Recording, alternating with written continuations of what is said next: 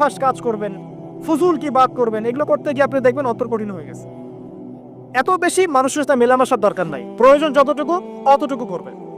ঠিক আছে, আল্লাহ পাক তৌফিক দান করুন, আমিন। কটা বললাম? 5, 6। আমার সবচেয়ে প্রিয় নসিহত, প্রত্যেক দিন মিনিমাম 1 ঘন্টা করে কোরআন তেলাওয়াত করবেন বুঝে। আমি বলিনি না বুঝে করলে কোনো নেকি হবে না, প্রত্যেক হরফে 10 নেকি হবেই হবে, কিন্তু আপনি করবেন বুঝে ইনশাআল্লাহ। যখন বুঝে আপনি প্রত্যেক দিন 1 পারা করে বা 1 ঘন্টা করে কোরআন তেলাওয়াত করবেন, আপনার কলিজা, আপনার কলব নরম হতে বাধ্য, এবং আপনার অন্তরে আল্লাহ নূর নেমে আসবে ইনশাআল্লাহ। দেখবেন আপনার কলব থেকে সমস্ত এই যে পঙ্কিলতা, কলুষতা ইনশাআল্লাহ চলে যাবে ইনশাআল্লাহ তাআলা। দুটো জিনিস অন্তরকে পবিত্র করে ফেলে, এক হচ্ছে কোরআন তেলাওয়াত, আর এক হচ্ছে বেশি থেকে বেশি আল্লাহর জিকির এবং ইস্তেগফার। তো কোরআন তেলাওয়াত বাড়িয়ে দেন, আল্লাহ পাক সবাইকে কোরআন তেলাওয়াত করার তৌফিক দান করুন, আমিন। যারা শেখেন নাই আজকে ওয়াদা করেন যে কোরআন আপনারা বিশুদ্ধ করে